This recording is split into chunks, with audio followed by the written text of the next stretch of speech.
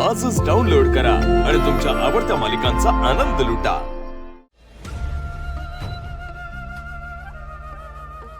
जावई बापू, तुमची बी अवस्था सध्या नीट नसणार आणि अशा अवस्थेत आम्ही असे रात्री अचानक येऊन तुम्हाला त्रास देतोय। हो नाही डॅडी, असं काय नाही। नाही कसं, आम्हाला माहिती की तुमच्या आत्यावर किती जीव होतात आणि हे तुम्हाला आम्ही असं येऊन त्रास देतो त्याबद्दल आम्हाला माफ करा, पण आम्ही तरी काय करणार हो, आम्हाला काय सुचतच नव्हतं। आणि दुसरं कोण आहे आम्हाला, तुमचाच तर आधार आहे आम्हाला, म्हणून हक्काने आलो वर। डॅडी, हे तुमचंच घर आहे, तुम्ही कधी पण इथे येऊन राहू शकता। पण मला सांगा, तुम्ही आत्ता इथं आलाय ते घरी सांगितलंय ना? नाहीतर तिकडे सगळे शोधत बसतील तुम्हाला। कसं सांगणार, सांगा ना कसं सांगणार, आम्हाला काही सुचलंच नाही हो, कोणाला काय न सांगताच आलो आम्ही, काय सुचलं। बरं ठीक आहे, असू द्या, तुम्ही आराम करत नका, काळजी करू। हा दादा, निदान तू तरी वहिनीला एक कॉल करून सांग, नाही तर उगाच काळजी करत बसेल ती। हा, मी कळवतो।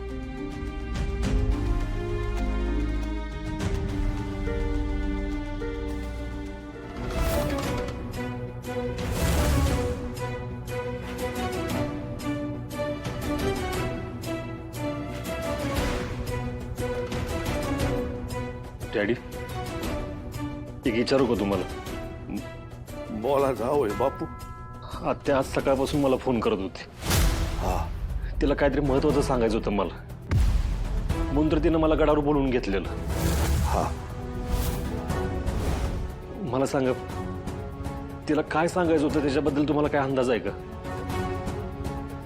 म्हणजे याला काही कळलं नाही तर? नाही तसं काय बोलले नाही आम्हाला ती, पण हेच सगळं चांगलं चाललंय बा, सुखात चाललंय बा, हेच सांगायचं असणार असं मला वाटत। नाही डॅडी, तिला वेगळं काहीतरी सांगायचं होतं। नाही नाही नाही नाही नाही, म्हणजे आम्हाला तर तसं काय बोलले नाही बा। ठीक आहे, फोन चालू झाल्यावर कळलंच आपल्याला काहीतरी। जर काय महत्वाचं असेल तर तिनं मला नक्कीच मेसेज केला असं। मी मोबाईल चार्जिंग लावतो।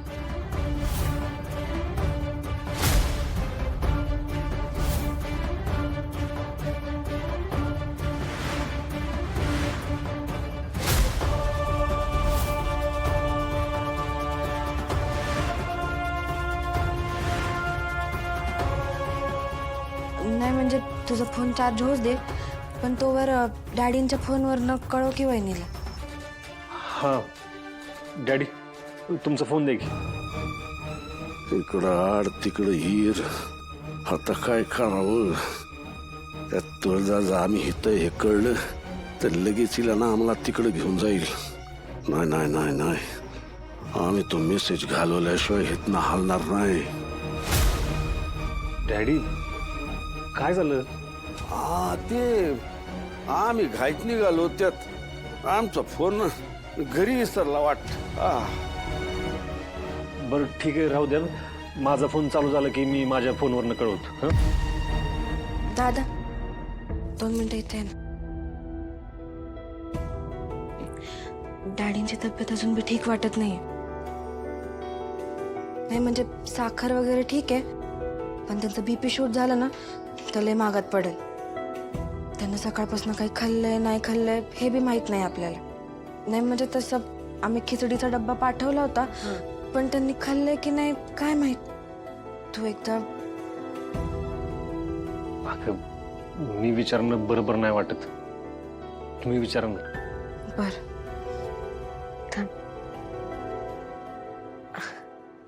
डॅडी, तुम्ही काही खाल्लंय का? घाशा खाली घास कसा उतरणार पोरी, आम्हाला काही खावंसच वाटणं झालंय। हो डॅडी, असं करून कसं चाललं हो?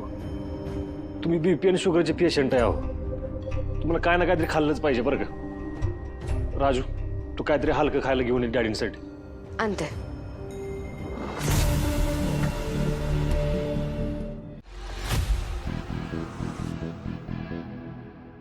तुला सांगतो, माणसाचा काय भरोसा नाही बघ। माझी आई पण गेली, लय वाईट वाटलं, पण करतो काय? हा? आता नाही तिची आठवण येत, पण साला त्या बापाची आठवण येते. साल्यानं सगळी इस्टेट त्या येड्या प्रसादच्या नावाने करून गेलाय. पण तुझा बाप तू जे बी काय करतो का नाही ते फक्त तुझ्यासाठीच करतो.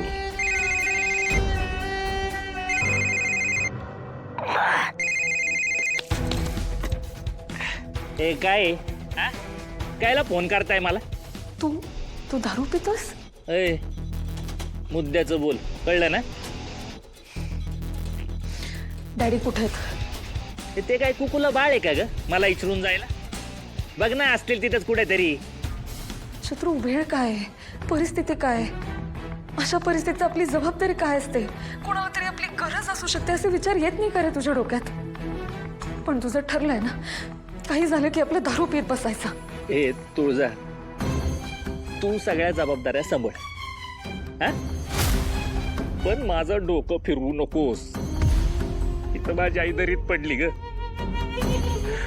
आपल्या सगळ्यांना सोडून गेली. हे सगळं एवढं अचानक झालं, काय करावं तेच कळा नाही मला. तुझं काय? हा? शाण्यासारखं वागाची अपेक्षा करते का माझ्याकडनं?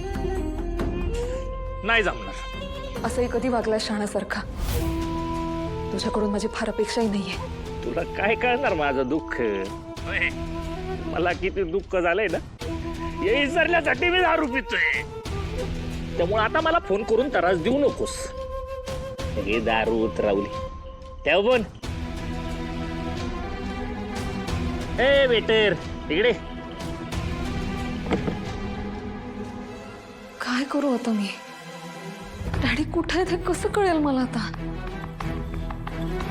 सूर्याला फोन करते. डॅडींना आत्या गेलेल्याचा लई त्रास झालेला वाटतंय. आपण असं काय करू शकतो की त्यांना बरं वाटेल?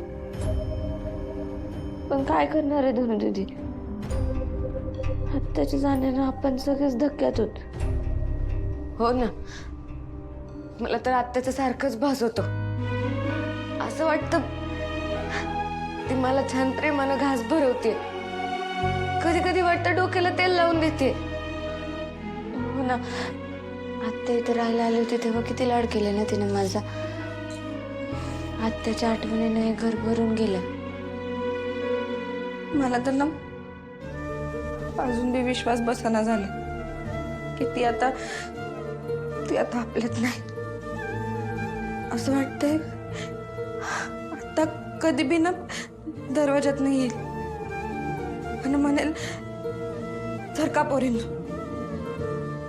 मी मस्तपैकी तुमच्या आवडीचं काहीतरी चमचमीत करते खायला. आता किती चांगली होती ग, तिच्या बाबतीत असं नको व्हायला पाहिजे होतं. देवाने असं का केलं? राजू